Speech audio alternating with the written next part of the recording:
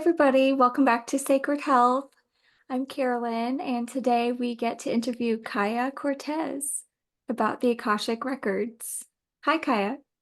Hi, thanks so much for having me on your show. Hi, I'm so excited. Me too. I feel like we didn't really plan too much about where this conversation's going to go, so I'm just excited to see where it flows. Yeah, I'm all for that. I'll have some questions, but I'm just open to wherever it goes. I'll just roll with it because that's the type of conversation I like, just that Yeah, type of, who knows where it'll take us. me too. Me too. I'm excited to see where it goes. So excited. Okay, well, let's have you tell the listeners a little bit about yourself and I Great. guess what got you on your spiritual journey. Oh gosh, what a loaded question. Well, I'm Kiah. We were just talking before we started this episode. I'm like, I don't really know how to introduce myself, but I do a lot of things. So I'm an energy healer, Akashic record reader. I teach other people how to, do energy healing for themselves and others, Akashic record reading for themselves and others. I do a little bit of business coaching and spiritual kind of business stuff. So a little bit of everything. I feel like there's no real word for it, but I dabble in a bit of everything. But my main pillar is definitely like energy healing, Akashic records. And for me, that all kind of started, I don't know, like a few years ago, I guess. Like I feel like everyone has that story where, they had like a dark time and it was like a catalyst for change and spiritual awakening. And for me, that was my mom's passing. It was like she was very sick for a long time. And yeah, it was just like a really like stressful time, and that was pre-pandemic, so layers came after that. But yeah, she was sick for quite a while, and when we knew she was going to pass, and so I started trying to like, cope with it ahead of time and things like that. And when she did pass, and it was definitely like a really strange time. Like when your parent passes for the first time, I feel like it's just this unknown territory where you feel like, oh my gosh, like someone who looks after me is now gone, like, and changes the dynamic of the family. So at that time for me, like, yeah, it was just, I felt so lost and I was looking for healing. And at that time, I resonated with the Christian church and I was looking for healing with that. And I just wasn't really finding what I was looking for.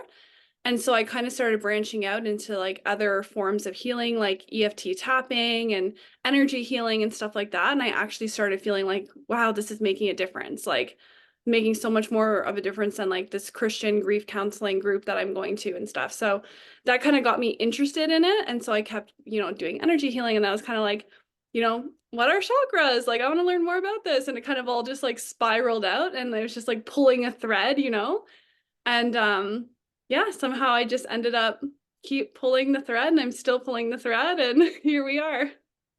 That's great. And I'm sorry to hear about your mom passing. And it's hard, I haven't really had anybody super close to me pass yet, so I don't really know how I'll handle that, but I'm sure it's like a weird thing where it's like it's gonna happen. So it doesn't catch you off guard in that way, but it's still such a mind fuck of a situation. Like Yeah, like how do you you don't even know how it's gonna process, feel you until know? it happens. Yeah, like once it happens, you're just like, oh, I didn't anticipate it to feel this way. And Mhm. yeah, it's just kind of interesting, like, navigating life without someone that you've, especially like a parent or, if you have a sibling pass or something like that, it's like you've navigated like your whole life with them. So it's like now they're not here and it just feels kind of like for me, I think the hardest part was like it felt so final, like when I knew she was going to pass, it kind of felt like we didn't know when, like there's some flexibility, like, maybe there'd be a miracle, and like, there's some hope and little Mhm. bits and stuff. But it's like once somebody passes, like it felt so final. And I think that's what I really struggled with. And even, with my journey with Christianity, then it was like, oh, well, she's in heaven now. And it's like, it just felt so like, oh, like my relationship with her is over. And I didn't like that. And so that was Mhm. part of what I loved about switching into spirituality and like, starting to learn how to communicate with my spirit team and use the Akashic records and things, because I started to actually be able to realize that like she's gone from the physical plane, but I can still connect with her. And so like that kind of is how I got into like mediumship and things like that too, is because I was like, it felt so final that she was gone. And then that was like the catalyst for me being like, well, no, it's not final. Like I still want to like have a relationship and I still want to be able to, like share energy with her, even if it's not in the physical plane, right? Wow, that made me like excited too to hear that because it's just like it opens up so many possibilities of Yeah. perception where like even me, I didn't, I kind of grew up like knowing Catholicism barely, like, but I wasn't like in it, or even Christianity. I kind of dabbled in that as a teenager and stuff, but like I guess it just there's only a certain way to perceive life through that lens, and then like you said, it's just like a final ending. So if you're open to more spiritual things, it just blows that box away where like, oh, I can connect energetically, like what's like dimensions or just like I don't know how to explain what Yeah. that would be called. It's just a Exactly. whole Like new it's world. like Yeah. you're being able to connect to their energy and like their soul still, right? And for me, that was so comforting because the hardest part, like I said, was like that it felt so definite that like I would never be able to talk to her again. I would never be able to like tell her when something exciting happened in my life. And even like the thought of like heaven and Christianity, like there were so many question marks still for me where I was like, well, when people are in heaven, like, can they still see what I'm doing? Like, and pastors and whatever will be like, of course, they're watching down on you and like all this stuff. And to me, it just didn't feel like enough. Like, I Mhm. still wanted to be able to like feel her energy, even if I couldn't like feel her in the 3D.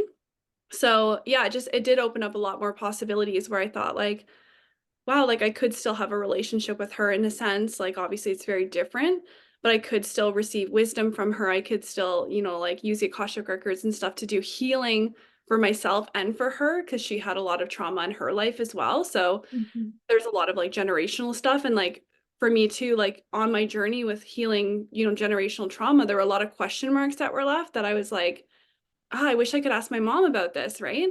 And so being able to go into the Akashic Records and, connect to her, connect to my other spirit team and like get the answers I'm looking for was everything, right? It was like, it was no longer, oh, I should have asked my mom that while she was alive. It was like, okay, well, like now I just found a different way to ask her, And it's like, I can still progress and, do my own healing journey and do that healing for my lineage as well in a different way. Yeah. Well, wow, that's powerful. It just the comparison just popped in my mind of like, communicating with people through the physical plane is like writing letters, but like there's other ways to communicate. You could text, you could call, or whatever. There's just it doesn't mean it's impossible. You just have to open a different channel. Yeah. Exactly. And I think that's what it is because, like, you can talk to someone in the 3D, but then, for either people who have passed, but also like for your spirit guides that you've never known in the physical realm, like they're just like spirit animals and angels and beings, like you can communicate with them too. And it's just like finding a different mode of communication. And for everyone, that's different, right? Like for some people, they hear things come in. Like this is where we get like our clair senses coming in, where we like hear things or see things like clairvoyance, clairaudience, a clairsentience, like all of those come in where we can communicate in different ways. And once you start to like develop those relationships more, you see how different beings communicate with you. And that's why people see like angel numbers, or they're like, oh, I always see like a red cardinal, and that's like my spirit guide's telling me this. Or, you even see people who maybe aren't even really on much of a spiritual path, but they're like, oh, when I see a butterfly, I know it's like my late grandmother or whatever, Mhm. right? And it's like then they communicate with you that way. So it's just a matter of like, again, pulling that thread and seeing like, well, how far can I go with this, right? Beyond just like an angel number or like an animal or something like that. Is like, can I actually open up my channel for a deeper connection and like receiving actual information and having like a conversation? And Yeah. for me, the Akashic Records has been like the best place to do that. Yeah, that's a great way to say it. Oh, I love that. So can you explain for people who don't know or have never heard of what the Akashic records are? Like how do you describe that? Of course, yeah, I know. I'm like, sometimes I forget, like, one of my like blind spots kind of is that like I always forget that people like don't know the stuff that I know, and I always think like everyone knows this, and like sometimes I need to remember to like go back to the basics. But yeah, the Akashic Records are essentially like the library of all that ever was, all that currently is, and all that ever could be. So really the key with the future is like it's not all that ever will be, but it's all that ever could be. So it's like every possible timeline that could play out, every possible past timeline, everything is all available in the records. And inside the records, there's no sense of time. So like that's really for us. But inside the Akasha, the Akashic Records, and it's like it's just the now. That's all that exists.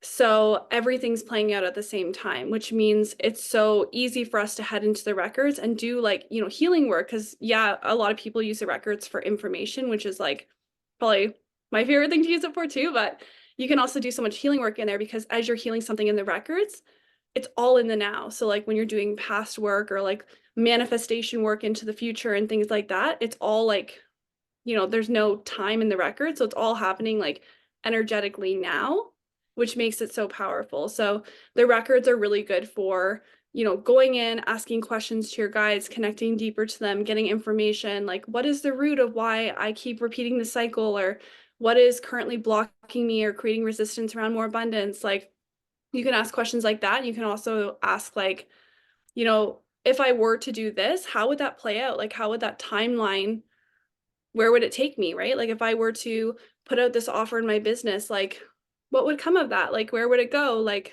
that kind of thing. If I were to enter this relationship, where would that go? So you can ask a lot of questions.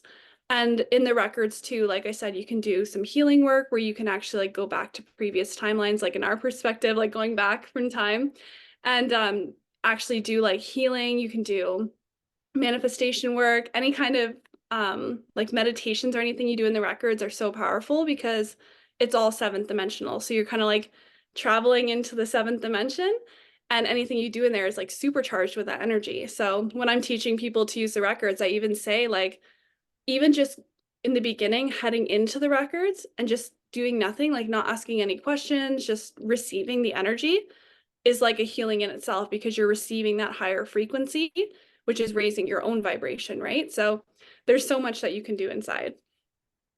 Wow, that's fascinating. I've never, like, I've heard the term, but just to hear it, Yeah. get explained. So, like, when you say the records, is it like like, how do you know, like, is it like a book? Is it like, how do you know you're getting the information? Do you know what I mean? Yeah, of course. So for everyone, I think it's a little different. It depends how you're taught. It's depending how, how much you use and how much what you experience inside. From my experience, what I find is it's not a book per se, but some people do visually see the records as like a library. So everyone has like kind of like their own individual Akashic records. So you like head up into your records, say a pathway prayer, there's kind of like a little process to getting in. And then once you're in, depending on your own psychic gifts, so some people are very clear with seeing, like clairvoyance, they might see, a landscape. Some people have, gone into their records and said like, oh, I'm in a forest, some people are like, I'm in an actual library. It's kind of like what you think your records would look like is usually what it is, right? Because it's Okay. created for you. And so it's really interesting for me too, because as an Akashic record reader, I go into other people's records in sessions. And in that, it's like I see a different landscape than I would see in my own, right? And sometimes it's like different landscapes depending on, when I go in too. So I've read for like the same people multiple times. And when I enter, sometimes it's like a different place. So it's like, it's kind of weird, but there's always some kind of meaning to it as well, right?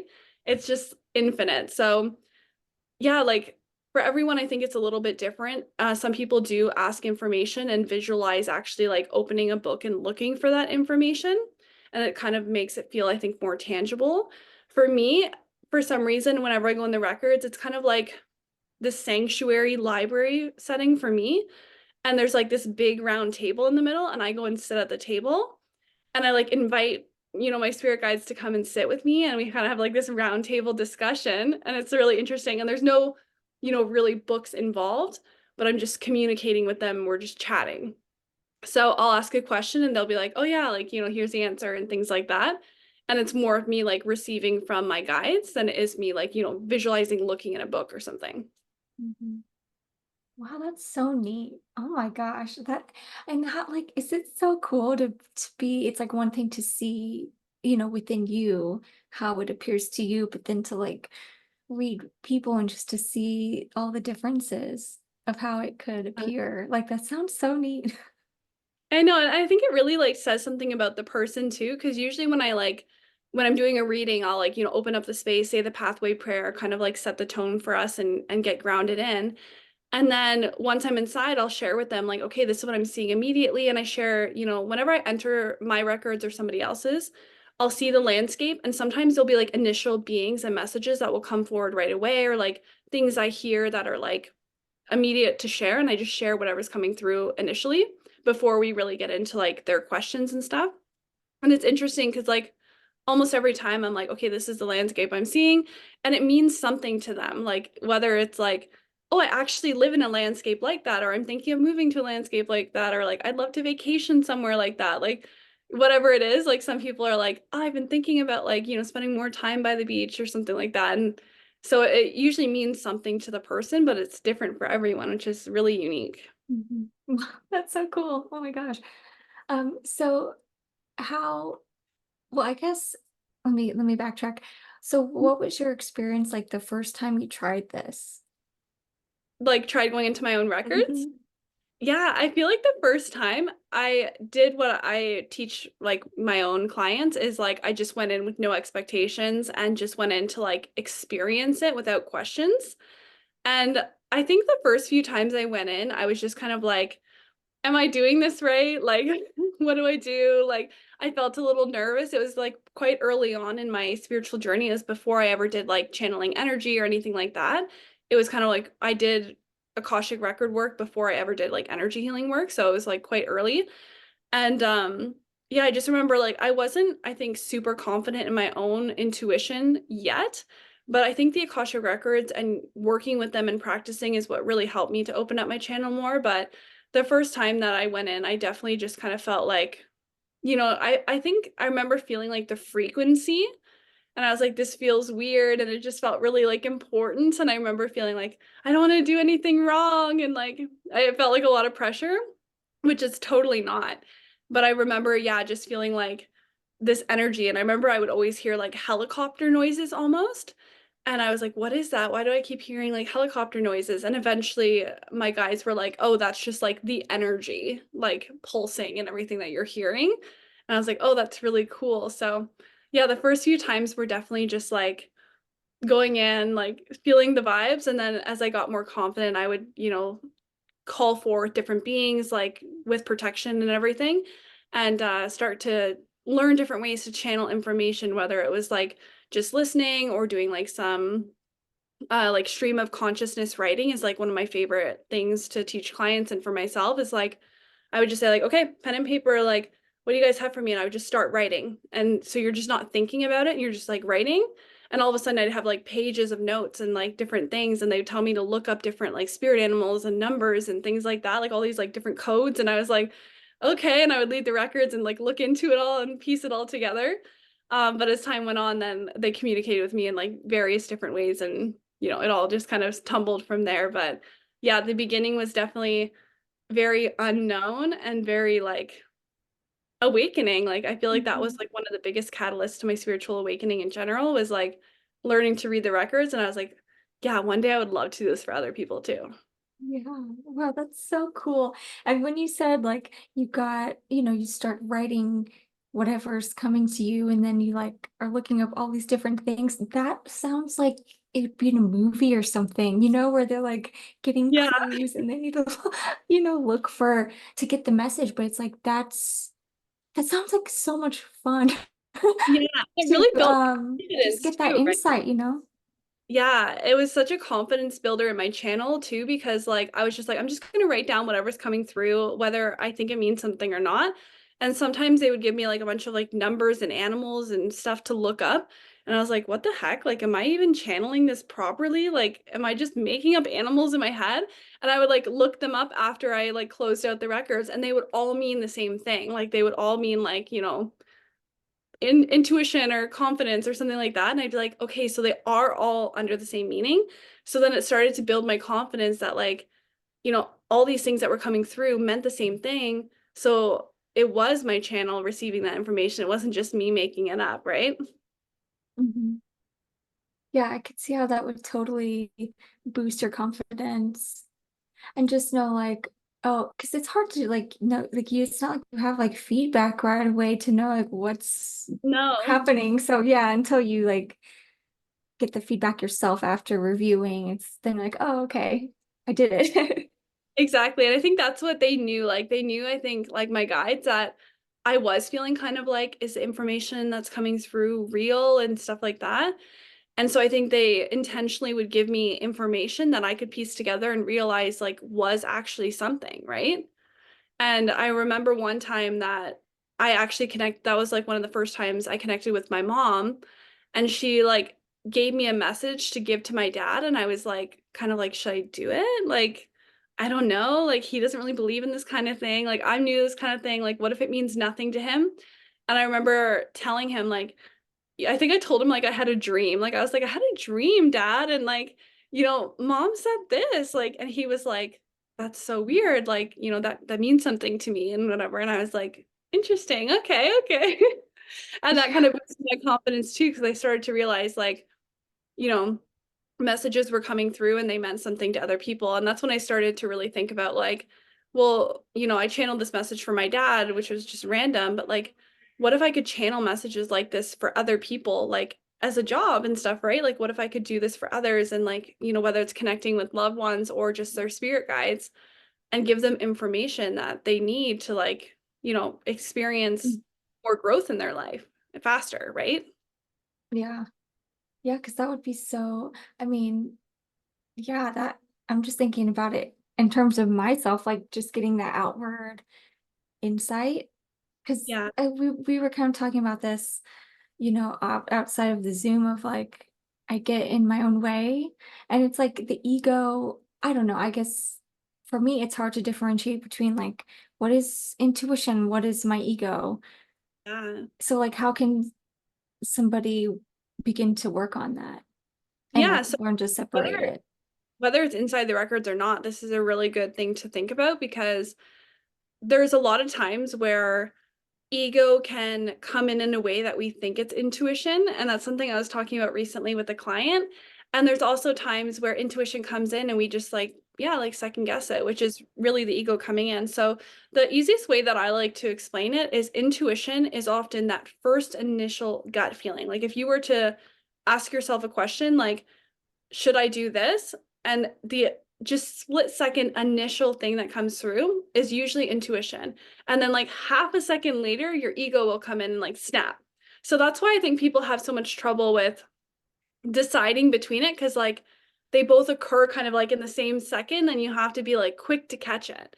But the other piece is like intuition usually feels expansive. It usually feels like the thing that might be like out of your comfort zone. It might not really make sense. It's not logical. Like it's kind of the thing that would require you to get uncomfortable, to do something you might not normally do. It would maybe feel a little exciting or nervous. Like, could I do that? Like, I don't know. Like, should I? Like that kind of thing is Yeah. more intuition. Whereas ego is more of the like, that would be the logical next step to do. It's comfortable, it's safe, right?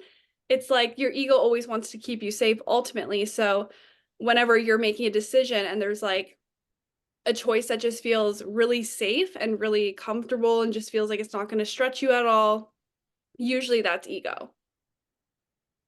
Yeah. Thank you. Yeah, that's a good way to put it. And I think, yeah, it's just funny how you were explaining how like the intuition and the ego voice, it's like right at the same time. So you really have to be paying attention to figure out the difference. But I feel like most people, if they're just like going throughout their day, it's like maybe they're not in a place to like be so grounded to pay that close of attention, you know? Yeah, I think that's the main piece of it is like you I think a lot of people like I get a lot of people who even come to me and they're like, I want to be more intuitive and things like that. But if you're not willing to put in the practice, like you're not going to get more intuitive. Like the way that I got more intuitive wasn't like I did a meditation and then I woke up and I was like a psychic channel. Like I put practice in like daily basically for years into developing my intuition, into opening my channel, into practicing it all, right? And that's why I feel so confident in my gifts now. And that's why I feel so like the information I get for myself and for clients is so spot on, and I feel really confident with that, is because I practice. And I think that's where a lot of people like aren't willing to go, is they're not willing to like trust their intuition a few times and build that confidence with it, because their ego's like, don't do it, like it's not safe. So they just stay in the comfort zone, right? And so it's so easy to stay there. It's so comfortable to stay there and stay stuck. So that's what people do. And really, like, the key is starting to just trust. Like, it sounds so like basic, but I feel like a lot of people are like, but how do you just trust? And it's like, you just make the choice and you start. And like, I always tell clients, like, start with something small, start with something that feels like there's nothing really at stake, like what to eat for dinner, what to wear that day. And the example I always use with clients is like, you wake up in the morning and you're like, okay, I'm going to trust my intuition on what to wear today. And you just like are like, okay, what's coming through? My red dress. And like, you would never really wear your red dress out to the grocery store or something like that. It just feels like too much for the grocery store. But then you decide, like, I'm going to trust my intuition. I'm going to wear my red dress. And you end up just feeling more like sassy that day. You feel more confident that day. You just feel a little more feminine that day. And that energy is magnetic, right? So you never know, like, maybe you're gonna like meet somebody at the store who's like attracted to you and like start a relationship with them. Or maybe you're gonna like feel kind of sassy and hop on your Instagram and like, you feel confident, you share about your offer in this new way or something, and people feel that magnetism, and then it spirals into something better for you. And it all started with you putting on the red dress, like your intuition said, right? So we never really know where things are going to spiral, and the small things become the big things, right? So if we can start trusting our intuition with the small things when it feels like nothing's at stake, like if I wear my red dress and nothing happens, nothing happens. Like nothing bad could happen from it, right? And if you start trusting yourself with that and trusting your intuition with these little choices, then things spiral. Like it all spirals and becomes something, and you start to build trust with like, yeah, I wore my red dress that day, and then I, hopped on my Instagram stories and someone bought one of my sessions or something like that. So that was my intuition. So what else could I do, right? And so you start to kind of like play around with that and start to build the confidence with it over time. And like I said, it takes practice. Mhm. That's a great example. And I love that. And yeah, I think there have been times because I've gone back and forth with trying different things to expand on my intuition, but like you said, you have to put it into practice for it to do something, which previously I would like do it sporadically and not consistently. Yeah. Which is why I'm still like I want to work on my intuition, but nothing's happening. But I yeah, I feel like, used to do it with outfits and with getting food at places. I would be yeah, like, what's the first thing I want? And I would just like not change my mind. yeah, I feel like too, in terms of that, it's like sometimes when we're wanting to develop our intuition, of course our ego gets in the way, right? So it'll tell us like, you don't have the time to be doing this, or like do this other thing. Like I see a lot of people who are like, I'm trying to like develop my intuition. I've been doing lots of like meditations and stuff that are for like the third eye, and like I don't feel like it's making a difference. And I'm like, well, yeah, like a third eye meditation can be great, but also just doing a third eye meditation isn't going to like magically open up your intuition if you're never practicing it, right? So it's like the safe thing to do, the ego choice is to just like lay in your bed and do a meditation and see what happens, right? But the scary intuitive thing to do is to actually like trust and actually make a choice and take action based on the intuition, right? So it even comes out in like building your intuition, where you see people relying on the ego to tell you how to build your intuition, when why on earth would you do that when your ego wants you not to use your intuition, right? So it's like Mhm. we need to get out of our comfort zone to experience growth. Like that's one of like the main pillars of my brand too, is like your growth does not occur in the comfort zone. Like you need to get out of your comfort zone to experience growth. And your intuition will lead you out of your comfort zone. It will expand you, it'll get you uncomfortable. And that's where you'll see growth. Whereas your ego will keep you safe and doing like, the logical things. And there you're just going to keep staying stuck and keep like repeating self-sabotaging patterns and things like that, because it's a safe thing to do. Yeah. Wow. You said that just from me because that hit Yeah. so They're it's probably just listening, thinking like the same thing. They're probably like, that was for me. oh my gosh. Like it's so funny. And even you said like the meditation thing, because dude, that's me. I'm like, oh, I'm gonna find a good third eye chakra meditation It's or whatever the topic easy. is. Yeah. Yeah, I see that That all is the time. hilarious. People are like, I'm gonna like put a crystal next to my bed. I'm gonna like, do a meditation. I'm gonna, like anything that's gonna be like the easy, comfortable thing to do, right? And I see that all the time, whether it's with intuition or something else. People are just like, I'm just gonna do kind of like the thing that's like, yeah, I'm working towards it. I'm, taking action, but it's like the safe action to do. And then they're wondering why they're not seeing results and, why they're not getting the growth. It's because they're just doing the safe, easy stuff. Mhm. Man, that's good stuff because yeah, I know I needed to hear that. That's for sure. We all do.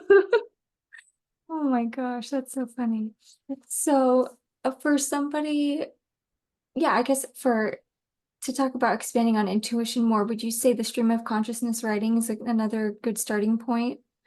Yeah, of course. Like I say, like, I know we're kind of talking a lot about the Akashic Records, but a lot of things that I would do inside the records, like I would also do outside. Like there's definitely times where I'm wanting to like, channel something or just receive messages from my guides. And I think stream of consciousness writing it's always like one of the top things I recommend to clients when they're wanting to like really start opening their channel because I think it's just the easiest way to just get information out because we can often like sit and think like, oh, I'm going to channel from my guides. Like I'll just sit in silence and meditate or something like that and see what comes through. But then, when things come through, we kind of like second guess them. Like, did I hear that right? Or was that just my mind thinking? Like we start to, let our ego come in and second guess everything. So I think stream of consciousness writing is just really great because you just don't stop writing. Like, and sometimes it just makes sense. Sometimes it doesn't. Sometimes you're repeating the same thing over and over and over again. But you just like, I'm not gonna stop writing for at least like 1 or 2 pages or something like that. And then you just ask your guides, like set the intention, like, channel through me, like what's coming through, what do I need to know right now? And just start writing. And you'll be surprised what comes through. The first few times you do it, you might be kind of like, what do I do? What do I write? But just try and like push your mind aside and just like start. And sometimes I recommend to clients, and I even do this myself sometimes, is like, I feel like it's hard to get started with the writing. Like some people are like, waiting for a message to come through and they're second guessing it. So sometimes I literally will like think in my mind, like, I'm going to write like hello or something like that, like just like a word or like, you know, we have a message for you or something like that. And I write that and then I just keep going, right? So it kind of like gets the ball rolling. Like I'm like, here is a message. And then I just keep going and don't stop, right? And then you don't have time to like think about it. Yeah, you kind of, it's more impulsive that, yeah, I guess intuitive action. It's like not second guessing, just writing what you hear coming through, whether it makes sense or not. Like sometimes my stream of consciousness writing is like, you know, here's what you need to do with this situation. Tiger 222, like all this random stuff. Like it doesn't make sense. Like it's not like always in the way that you would talk. And that's what I think some people need to understand is like our guides don't always communicate in the way that we talk. So sometimes the way that my guides will communicate, depending on who it is like repeating the same thing over and over again or using like one word. Or sometimes it's like kind of like a weird way of wording things that like I wouldn't really use, but it's just like I just write it, right? Sometimes it's numbers, sometimes I'm drawing things, sometimes it's like random symbols I don't even know, right? And so that's when you can kind of get more into like light language and things when it's more like symbols and stuff coming through that you just trust or like whether your mind doesn't like register it, you trust that like you're still receiving the message from viewing it. Wow. Yeah, that's cool. I've heard of the term light language, but didn't really know what it was. So that's Yeah, interesting to yeah, now I'm gonna have to like look into that more because I it was someone oh, his name Color We Crazy on Instagram.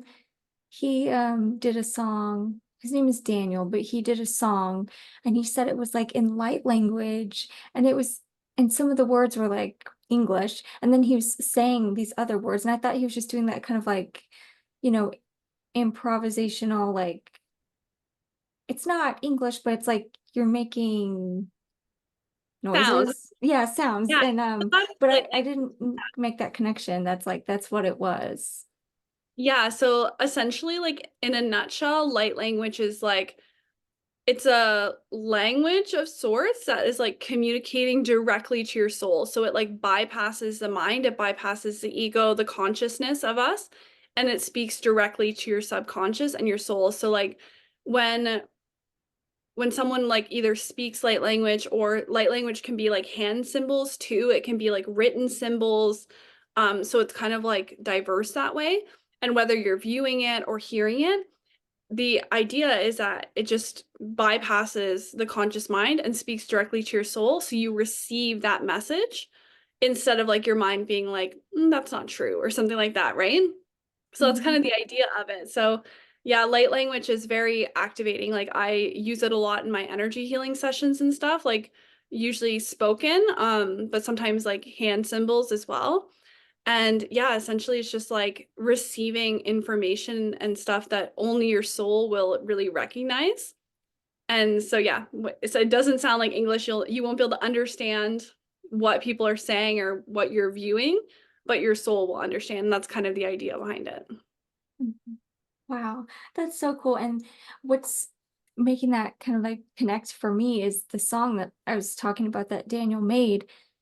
I got major goosebumps like the whole time. I was just like, oh, I felt like I the have energy goosebumps was with you so just saying strong, that. and I didn't like now I guess it makes more sense to why it like connected with me so strongly and so quickly because it was Yeah, just that energetic thing. yeah, you were just like energetically receiving it, and like your your DNA basically in your cells like received the message, but it was your mind that didn't. So like your body was like, "Ooh, yeah, that message," but then your mind was kind of like, "What is this?" And that's the point is that like, because that, for example, like somebody could speak, a message in light language and you would receive it, and they could say kind of like that same message in English, and you would probably maybe bypass it or like start to overthink it or something like that, right? Like somebody could tell you like, um, you can't see growth in the comfort zone or something, and you might be kind of like, yeah, like I get that, but like, also like I like being comfortable, like I'm not always gonna get out of my comfort zone. You'll start to like, monkey mind it. Whereas like if somebody said it in light language, then you would just receive it. Yeah. And just accept it at that Yeah, point. and Yeah. it's like subconscious reprogramming kind of, right? Like the more you listen to light language, like I know that I had a coach at one time who did like light language activation recordings, and she was like, listen to it like every day for 30 days. And it's kind of like a subliminal meditation where it's like Mhm. you're just receiving that over and over and like kind of like training your subconscious to believe in that thing or that receive that energy, right? So it's really cool. Yeah, that sounds cool. I'll have to look into that. I do like subliminal audios Yeah. myself. I've just been getting into those, so I'll have to definitely look Yeah, into there's light lots of language people stuff. on Instagram too that I don't know off the top of my head, but I do follow a few people who like do like reels like that where they do a light language activation in a reel, and I love listening to those because I'm like, who knows what it is, but they'll usually say like light language activation for whatever, for abundance or confidence or whatever, and so you kind of know what you're receiving and you trust the channel, like you want to make sure you're receiving it from like a source that you trust, because Mhm. people can always channel whatever they want. So you want to make sure you're receiving from a source you trust. And it's just kind of nice to be like, I don't know what they're saying, but I'm just receiving an activation from it, right? Yeah. Yeah, that's so cool. Oh my gosh. Okay. I guess to get more back on track towards the Akashic Records, so for someone who's new to this and they want to get started in trying to go into their records, to see them, to understand them, what are some good starting points? Yeah, so I would definitely say like the Akashic records are kind of unique in the way that you don't necessarily need. I know that there's a lot of like certifications online for like Akashic records where you get like kind of like certified in reading them for yourself or for others or both. I don't really believe in like a certification, but I do have like a program myself where I, give people lots of information because there's lots to know, and setting up proper protection for yourself and things like that, and how to actually like get into the records and, all that. But I would say like if you're wanting to learn sometime, then the best thing to do is start working on your intuition, start working on your channel, like start doing that stream of consciousness writing, start trying to connect with your spirit guides and things like that in a safe way. Because then when you actually learn to go into the records properly, you're going to have more of like an easeful time actually receiving information, right? So somebody who's learning to read the records, like myself, who really didn't have much experience with trusting my intuition and my channel, I was kind of like, unsure for a while and whatever. And really it was a learning curve, where somebody who's like already experienced in that kind of thing would enter the records and immediately start receiving information, right? So I'd say that's definitely like a good starting point. And then if you're wanting to learn how to actually like go into the records, then find someone you trust that has, whether a program or certification or whatever, appeals to you, that can teach you how to actually like, go through the steps to get into the records and things like that. And I think the important part with it too is like having some level of support so you can ask questions, because I feel like there's a lot of questions that come up when you're learning to read the Akashic Records, whether it's for yourself or for other people. Um, but yeah, I highly recommend, especially if you're wanting to learn to read for other people, to hire someone who can help you to make sure you're doing that safely and with integrity. Thank you. Those are very good tips. Um, yeah, I'm definitely super intrigued with just the intuition exercises, because that's just resonating a lot with me on a personal level of like what I want to work on. So, yeah, I think that's a great place for anybody to start really with Yeah, any spiritual I feel like thing, it's good for right? right? Like, yeah, it's good whether you're wanting to learn the Akashic Records or not. Like, whether you're even just wanting to be more intuitive for your life, your business, anything like that, then your intuition is going to help you in any area of your life. So that's always the perfect starting point, is like starting to practice using your intuition and actually taking action on it, right? And trusting and building that trust up over time. And then I feel too, like I should say as well with the Akashic Records, is like, you'll know when it's the right time for you to learn it, right? Like some people might be like, oh, this sounds really cool, but like you'll feel like this deeper calling, and it is like an intuitive thing when it's like, now is the right time to learn how to use this tool, right? So that's part of the process too, is the more you're connecting with your intuition and starting like, to build that spiritual path, you'll know when it's the right time. And if you ever want to use the Akashic Records, some people might never want to. And, you know, for me, I think the Akashic Records, I get a lot more like specific information and things like that. And for me, a lot of times I use it with clients too, and it's more specific information that way as well. But that isn't to say you can't receive specific information just from chatting with your guides outside of the records too. Mhm. Yeah, that's a great point. Because, people will use like tarot cards, oracle cards,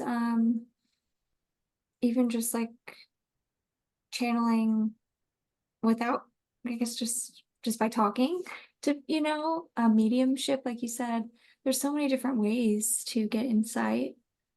How do you know your spirit team? Like, how do you even like make that connection initially? Like for someone who's never figured that out, like how do you know when you've found them or like, made Yeah, that so connection?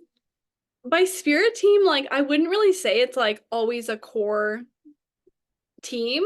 I would say like it changes over time, and it changes in size too. Like whenever I say spirit team, I think some people like think like, oh, there's like four beings that just kind of like hang around with you and stuff like that.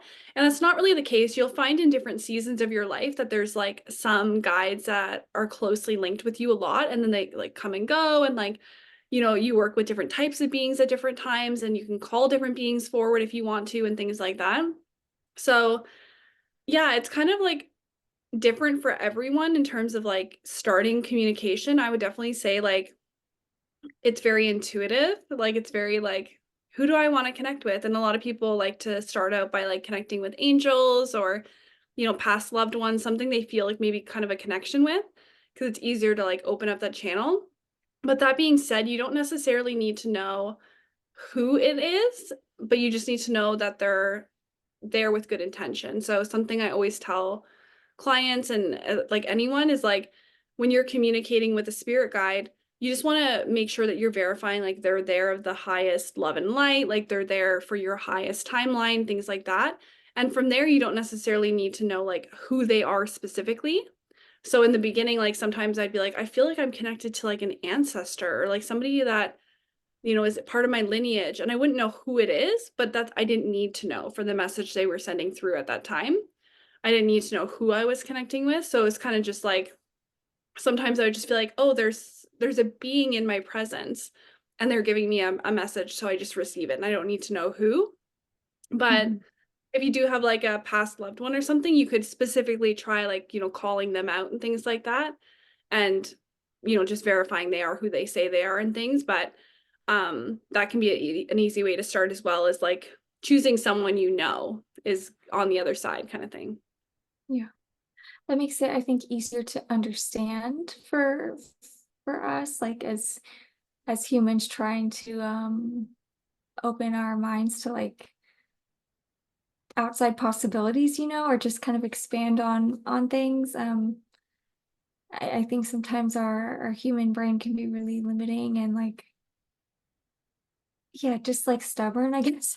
We just don't So need yeah, I think the thing hmm is I think sometimes, like you said, like our mind can just be like, I need to know who it is I'm communicating with. I need to know like what I need to know all the information. And that's just again like your ego coming in wanting to like not let you receive the message or not have you like fully trust it or something like that. Where like, can you just trust that you're intuitively receiving a message? And sometimes like a really good place to start too can be just like connecting with your higher self, right?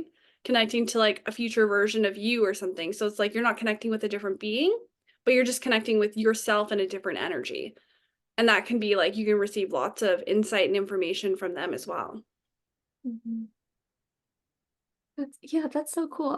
Ali Kasaza, I don't know if you've heard of her. Um, but So huh? I think I have, yeah. Yeah, she just did this whole like challenge thing about basically it becoming your highest self. But one of her little, she did like a visualization. I cannot say that. About your highest self and like going up to the mirror and seeing her and like what does she look like? Is she telling you something like that type of thing? And it was pretty neat to try something like that. I Yeah, think that's a there's good so much wisdom there. starting point. Yeah, it definitely is a good starting point. I feel like, especially some people, like they're kind of like maybe scared to connect to a different being or something like that. Like they're not, maybe they don't feel safe doing that. So connecting to like your higher self or a future version of yourself or a past version of yourself or something like that can be like a really good starting point to kind of like build that comfort level with communicating with like a different energy, right? And it's like it feels safer because it's just you, like a different fragment of Yeah, yeah, it's a great way to put it. Um, and I guess, oh, I didn't realize we've been talking for so long, so Oh I my will God. have to I was like, oh, it's been like half an hour. uh-huh. Okay, so I'll have one more question, then I'll give you a chance to, share your resources and anything you want to share for the audience. But what is your favorite part about the Akashic Records? Oh my gosh. I don't know. Like, I feel like it's different things at different times. Like, in the beginning, I feel like my favorite thing was channeling information, like questions that I had, like bringing them into the records and being able to get clarity. I feel like I love that. And now I feel like I've developed enough of, a relationship with my guides and my intuition that I don't need to go into the records as much as I felt like I did before for that specific thing. So now I more so love the records for manifestation. So I love going in there and doing like either like a manifestation exercise or ritual or meditation or something like that, or heading in there and like setting intentions and traveling traveling to future timelines and kind of like soaking in that energy and the frequency or kind of like how would this play out if I did this? Like I love kind of like playing with that now. So I feel like it changes over time and yeah, like I guess like that's for me and then for my clients it's definitely like the information. Like I feel like people book an Akashic reading with me for information most of the time. Like not a lot of people come in for another purpose. So I love being able to like channel information for people and have them be like, oh my gosh, this was just what I needed. This was so spot on. Like that just feels so good. Like it boosts my confidence and everything, obviously, but at the same time, it just feels so good to feel like I actually made an impact and people will message me like months later and be like, that was like the catalyst for me. That session I had with you, like everything unfolded from there. And I'm just like, that feels so good to know that just like, one session with me was such a catalyst for somebody in their business or their life or whatever. And so that's definitely my favorite thing now is I've like, shifted into reading for other people in the last year or so to be able to use the records for other people and to, have more of a ripple effect beyond just my own life. Yeah. Oh, that's so exciting. Yeah, I could see how that would totally just be so fulfilling for you. It's just someone who wants to help other people to get that feedback back that like, oh, I really did make such a difference. That That's always feels awesome. like no matter what industry you're in, if you're a business owner or you offer a service like that, it always feels so good to receive feedback like that from clients. Yeah, definitely. Thank you so much, Kaya. That was great. This is freaking fascinating. So I'm gonna have to dig more into all Yeah. this for sure. Yeah, I'm so glad. I loved our conversation. I feel like obviously I could talk about this stuff forever and I feel like we could have just gone down so many rabbit holes, but I definitely think that like yeah, everything we talked about will give everyone like something to think about, something to take away and hopefully take action on, intuitive action. So, yeah, I feel like I really love this conversation. Yeah, me too. Thank you so much. I do want to give you a chance, to share your social media or, whatever programs you have so people can get in touch with you. Yeah, so I definitely have like a million different ways to work with me. Obviously, I have Akashic Record readings. I can also teach people how to read the Akashic Records either in a program or a one-to-one mentorship. And then there's a spiel of other things. I won't list off all my offerings, but I do offer, different energy healing packages and sessions and things, business, inner work, coaching, all that kind of stuff. So, yeah, I won't dive into everything. If you want to book an Akashic record reading with me, that's probably most on topic for this conversation. Otherwise, yeah, my social media Instagram is at Kiah.Cortez, which I'm sure you'll link somewhere, Yes. the show Mhm. notes or whatever. Yeah. And there you can go and see what else I offer if you're interested in like, learning more from me. Great. Thank you so much. I'll make sure to add all that in the show notes for everybody. Great, thank you. Thank you, everyone, for listening in. I hope you found it insightful and remember to do your intuitive exercises, like with what you're wearing tomorrow or with the stream of consciousness writing, because it's a great place to start. I'm going to do that later today. I love that. Yeah. And do it every day. Don't just do it once. Yes, consistency is super important. All right, guys, thanks so much. We will see you next time.